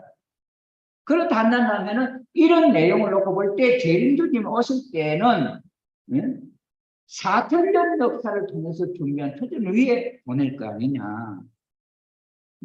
그런 내용을 놓고 볼 때 한국은 어떤 의미가 있을 거냐. 하나님의 복지 섭리가 기독교도 돌고 돌아서 한국에 왔죠. 어디 문화권사의 그림을 놓고 볼 때 한국이 태평양 문화, 주님이 오실 수 있는 때가 됐다는 걸 소개했지. 그러면 섭리의 중심 역사도 한국으로 와서 한국의 기독교의 열매를 맺었고, 그 다음에 유교의 가르침도 지금 중국에는 유교가 없고 다른 나라에는 한국처럼 유교가 강한 나라가 없어요. 그러니 유교도 한국에 와서 열매를 맺고, 불교도 한국에 들어와서 열매를 맺고, 그 다음에 철학도 한국에도 통일 사상 열매를 맺었고, 그러니 한국의 이 한국 땅에 하나님이 예비한 아들이 태어날 수 있는 배경이 여기 모여 있지 않냐. 그래서 문경유, 김경계 가정에 태어난 문선명 이 선생님 어떤 분이냐 한번 우리가 보자. 하나님의 복의 섭리에 특히 정통력, 중심 역사, 아브라함, 이삭, 야곱이가 한 사람이라 그랬죠. 그 아들들이 야곱이 12아들이 있어요. 이게 정식으로 이끌어서 천국을 이루려고 하는데, 만약에 저 중심 역사가 실패를 하면 어떻게 할 거냐? 예수님을 십자가에 달아주고서 실패했잖냐. 그럼 그때는 어떻게 할 거냐? 아무런 준비가 없냐. 그러니 그때를 대비해서 그 바톤을 이어받을 준비를 하나님이 했겠냐. 인간도 어떤 계획을 세우면 이게 만약에 안 되면 2차 계획, 3차 계획을 세운다. 그럼 하나님도 1차 계획이 실패하면 2차 계획을 있었을 거 아니냐. 그럼 어떤 역사가 있었겠냐 할 때 이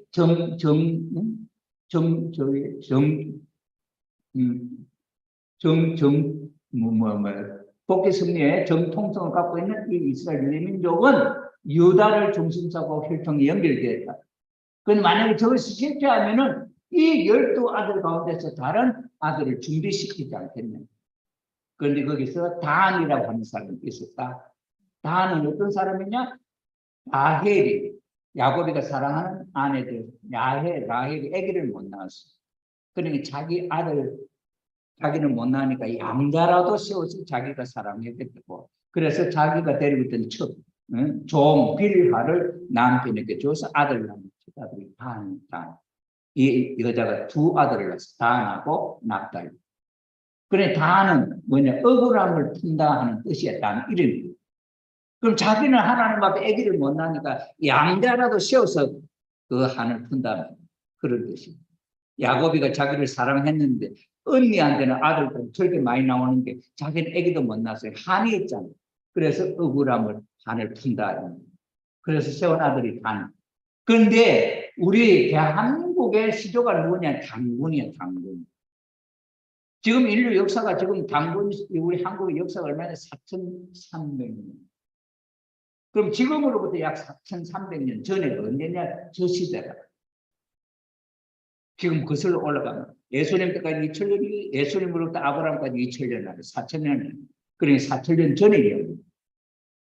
그러니 저 사람이 이름도 단인데 한민족의 당군 신화의 단하고 같은 사람일 수도 있지 않냐. 이 단이 아시아 쪽으로 살았다는 기록이 있다는. 자, 그래서 보면은 하나님이 아브라함, 이스라엘, 유대 민족을 대신해서 세우는 이 민족도 이 사상을 이어받을 수 있는 뭔가 준비를 했잖아요. 그래서 이 민족이 갖고 있는 정신 문화를 살펴보니 우리 이스라엘 유대 민족은 창세기에 설화가 있는데 우리는 한민족은 당군 신화가 있다. 그럼 당군 신화 이야기하고 창세기에 나오는 인간 조상 이야기 똑같더라. 그래서 우리 한국인은 곰하고 호랑이, 짐승이 사람이 되고 싶었어. 그래 한 달도 기도했는데 굴 속에 들어가서 쑥하고 마늘을 먹고 백날을 참아라. 백이라는 뜻은 온이라 그래. 온. 온전하다 이런 말 의미도 있어요. 그래서 백일을 참으면은 사람이 된다. 그래 곰하고 호랑이가 들어가서 그걸 먹고 있는데 호랑이는 승질 급해서 못 참고 나와버렸어. 곰이 37날을 지냈다래. 37날을 지내 37은 21일 20하루는 21일을 지나니까 여자가 된 거예요. 짐승이 여자가 된 거예요. 그러고 그다음에 또 뭐 소리 나 결혼하고 싶다. 그래 하늘 앞에 비니 신웅 그때 하나님 남자로 변해가지고 웅녀하고 결혼을 했어요. 웅녀가 난 아들이 나. 그럼 뭐예요? 그럼 누구 아들이다? 신웅의 아들, 하나님의 아들이다. 그럼 우리 당군 신화의 그 의미는 우리 조상은 하나님의 아들이다. 이스라엘 유대민족의 역사를 보면 하나님의 아들 아담 해와 나오잖아요. 그럼 내용이 똑같단 말이에요. 그 의미도 똑같고. 그런데 이 해와는 하나님의 말씀을 어기고 말을 안 듣고 타락해서 지멋대로 타락하니까 짐승들 상대로 떨어져요. 우리 당군 신화는 짐승들이 사람이 되고 싶고 그래서 요래라 하는데 실천을 하니까 여자로 되고 또 저는 시집 가고 싶다 하니까 또 하나님이 남자로 변해가 결혼을 해주고 이건 하나님이 신기한 대로 한 거지. 거꾸로 짐승이. 그래 이건 뭡니까? 타락한 인간이 사랑되는 길을 가르쳐주는 거고 저기는 사람이 타락해서 짐승된 길. 그래 짐승된 인간을 다시 복귀하려고 하는 섭리가 이스라엘 유대 민족 사람. 그러니 그 내용을 놓고 똑같다. 똑같은 것을 하나님이 가르쳤다. 그러면서 우리 한국의 민족 정신이 심청전, 순환전, 흥분넓어전, 경천 애인사상. 심청전은 뭐예요? 아버지하고 딸이 하는 거예요. 아버지는 봉사고 딸은 자기 몸을 죽여서 아버지의 눈을 뜨게 하려고. 이건 해와하고 아담 하나님 이야기예요. 해와가 타락해서 하나님이 막 완전 봉사처럼 무능한 사람으로 만들어버렸어요. 그러니 이 무능한 사람 만든 이 딸이 반대로 아버지의 눈을 뜨게 해주는 이거는 심청전은 해와 복귀 이야기. 그 다음에 춘향전은 뭡니까? 이거는 이도령과 춘향 이야기지. 이거는 아담 해와예요. 아담 해와가 타락해갖고 가정이 깨졌죠. 이걸 다시 복귀합니다. 이게 춘향이가 변사또가 권력으로서 사탄이가 해와를 꼬였더니 변사또가 권력과 재물 모든 걸 동원해서 이 춘향의 마음을 돌리니까 유혹하지만 안 넘어가요. 죽는 자리에서까지 안 넘어가요. 그때 이도령 이몽룡이가 암행어사가 되어가지고 원래 자기의 위치를 회복한다. 왕한테 이거 소식을 이야기해서 정병 부인이 됐다. 기생의 부인이 정병 부인은 될 수 없어. 그런데 왕이 그렇게 하라고 해줬어. 정병 부인이 됐다. 이것은 무슨 얘기예요? 아담 해와를 복귀한 이야기입니다. 그 다음에는 흥부 넓어졌는 이건 가인 아벨이 가인 아벨을 죽였잖아요. 그런데 흥부는 아버지로부터 물려받은 재산 하나도 못 받고 아주 알거지. 그런데 형님은 부자야. 그런데 막 동생을 구박했잖아요. 그런데 이 흥부가 착해가지고 복을 받았죠. 부자가 돼요. 그런데 놀부는 망했잖아요.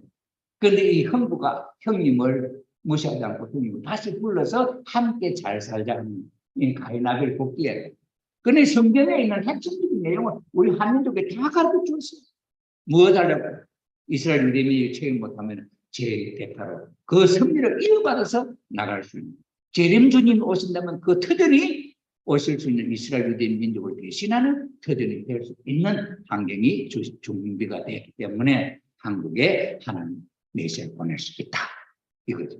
자, 그러면 그런 분으로 오셨다 할 때도 무엇이 필요하냐? 하나님이 인정해야 되고, 사탄도 인정해야 되고, 자기도 알아야 되고.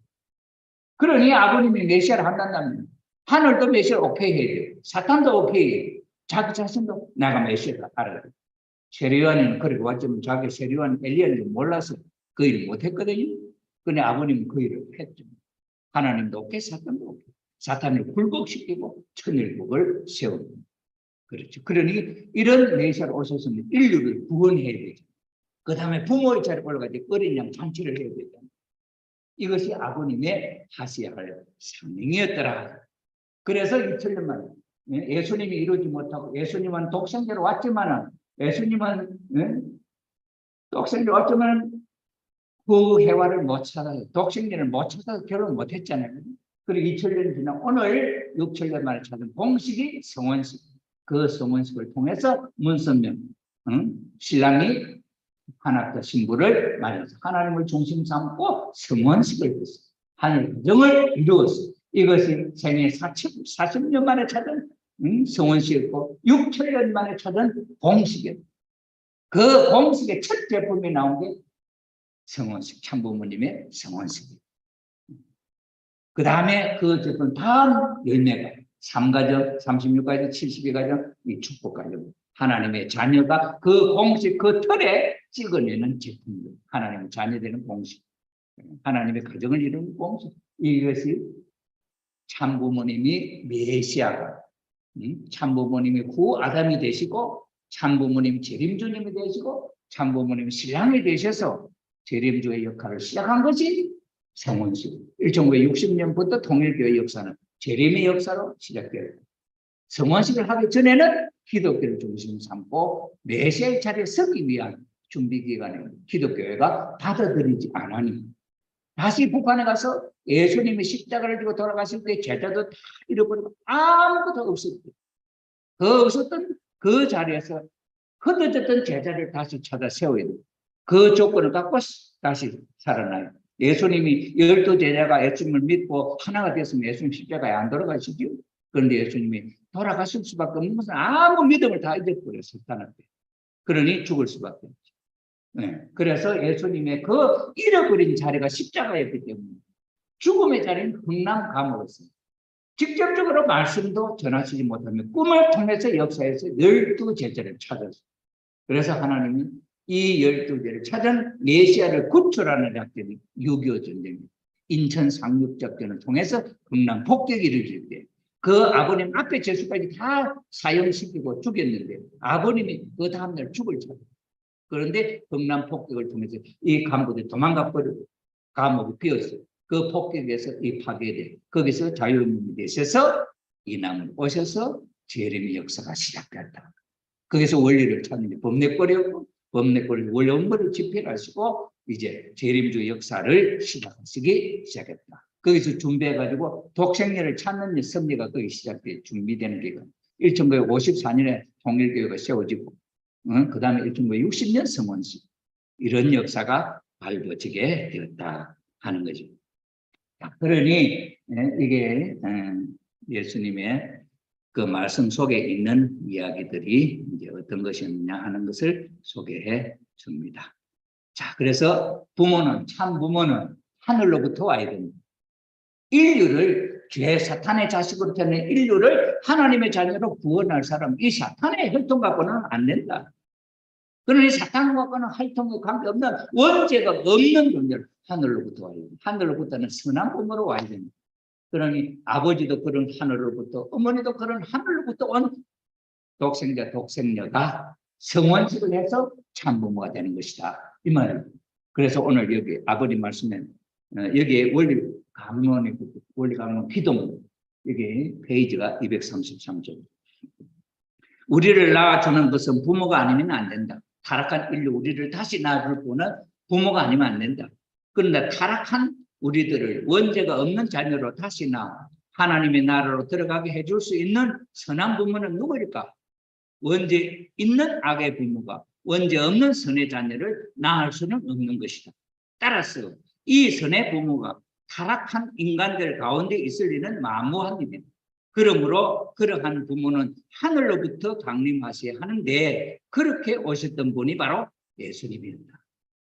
예수님 타락한 인류를 구원해주기 위해서 하늘로부터 왔다. 그는 원죄 없이 독생자로 왔다 이 말이죠. 그러면 재림하시는 주님은 어떻게 해서 재림 주님도 마찬가지입니다. 예수님은 아담으로서 못 이루셨던 참 아버지로 오셨기 때문에 성경은 그를 후아담이라고 하였고 영존하신 아버지라 하였으면 결혼하면 아버지가 되죠. 하셨으면 또 하나님은 선지자 엘리야를 다시 보내어 그로 하여금 타락한 인간들을 마음을 부모로 오시는 예수님 앞으로 돌이키게 함으로써 그런 기독교가 그런 일을 해야 되는데 오늘 기독교 지도자들이 다시 오시는 재림 주님 앞에 엘리야 역사를 해야 되는데 그 사람들이 다 없어졌다. 믿음을 세우지 못했다는 거예요. 자, 그래서 그들로 자녀가 되게 하시겠다고 말씀하셨다. 말라기 4장 6절. 그리고 예수님은 다시 오실 때에도 아버지의 영광으로 오시리라. 예수님 다시 재림할 때도 아버지의 영광으로 온다는 거죠. 그런데 아버지 혼자서 어떻게 자녀를 낳을 수 있겠는가? 예수님 혼자서 자녀를 낳을 수 없잖아요. 그래서 결혼하려고 했잖아요. 그러면 재림 주님도 오시면 아버지 혼자서는 안 된다. 그러니 신랑을 오셔서 누구를? 신부를 맞이해요. 그럼 신랑이란 말은 신부를 선유 조건을 하고 하는 소리잖아요. 신부도 없는데 신랑이란 말을 못 붙이잖아요. 그죠? 그러니 신랑으로 오셔서 신부를 맞이해서 독생자, 독생녀. 원죄 없는 독생자, 원죄 없는 독생녀 오셔서 색돌이 단체를 해서 부모가 됩니다. 이게 관점이 여기 원리에 이렇게 제시하고 있는데 이거 잘못 해석하기가 쉬워요. 독생녀도 하늘로부터 와야 된다. 내일 저녁에는 독생녀에 대한 이야기를 할 겁니다. 아버지 혼자서 어떻게 자녀를 낳을 수 있겠는가? 타락한 자녀들은 선의 자녀로 다시 낳아주시기 위하여 참 아버지와 함께 참 어머니도 계셔야 하는 것이다. 죄악의 자녀들을 다시 낳아주시기 위하여 그 참 어머니로 오신 분이 바로 성신이다. 예수님 때 성신이 실체로 못 나타났지만은 그 성신 실체가 되려고 했던 그 성신. 거기 결혼을 하면은 실체가 되고 독생녀가 되고 참 어머니가 되는데 그 여인이 준비된 여인이 예수님을 못 만났기 때문에 죽어서 성신밖에 안 됐다. 그래서 성신은 어머니 신이다 이렇게 표현을 하고 있죠. 그래서 참 부모님이 오실 때는 하늘로부터 아버지 하나님, 어머니 하나님이 하늘로부터 오셔야 된다. 아버지 독생자, 어머니 독생녀 하늘로부터 오셔야 된다. 원죄 없이 오셔야 된다 하는 이야기가 여기에 기록되어 있다 하는 것을 우리가 알 수가 있겠습니다. 오늘 아버님에 대한 독생자 재림주 예수님, 다시 오시는 아버님 어째서 재림주가 되느냐 하는 데 대한 이야기로 지금까지 소개해 드렸습니다. 기도하겠습니다.